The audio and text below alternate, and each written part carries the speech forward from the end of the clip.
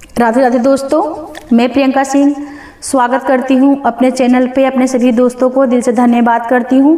दोस्तों, बहुत ही प्यारा आज एक होली स्पेशल गणेश भगवान का भजन सुना रही हूं, जो बहुत ही प्यारा भजन है। सुनिएगा आज ये भजन गणेश भगवान का। अच्छे लगे वीडियो तो ज़्यादा से ज़्यादा शेयर कीजिएगा। धन्यवाद। प्रेम से बोलो गणेश भगवान की जय, माँ पार्वती की जय, शिव शंभू की जय हो। गौरा के गणपति लाल खेले फाग होली, गौरा के गणपति लाल खेले फाग होली। फाग होली हो गुलाल होली, फाग होली हो गुलाल होली।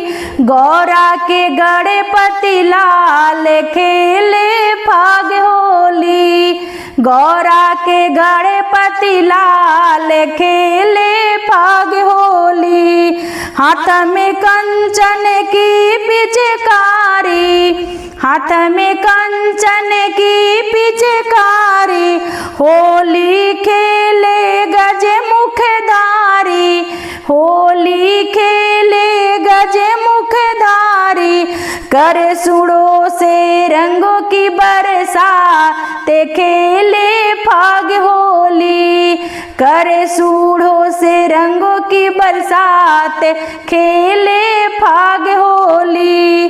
गौरा के गणपति लाल खेले फाग होली, गौरा के गणपति लाल खेले फाग होली। खूबे मची कैलाश पे होली, खूबे मची कैलाश पे होली। रंग गई रिद्धि सिद्धि प्यारी, रंग गई रिद्धि सिद्धि प्यारी। रंग गई रिद्धि सिद्धि प्यारी। मल गालों में उनके गुलाल खेले फाग होली, मले गालों में उनके गुलाल खेले फाग होली। गौरा के गणपति लाल खेले फाग होली, फाग होली हो गुलाल होली, फाग होली हो गुलाल होली। गौरा के गणपति लाल खेले फाग होली, गौरा के गणपति लाल खेले फाग होली। रंग गए आज पिता त्रिपुरारी, रंग गए आज पिता त्रिपुरारी। रंग गई माता गौरा प्यारी, रंग गई माता गौरा प्यारी। करे चरणों में उनके प्रणाम खेले फाग होली, करे करे चरणों में उन्हें प्रणाम खेले फाग होली। गौरा के गणपति लाल खेले फाग होली, गौरा के गणपति लाल खेले फाग होली।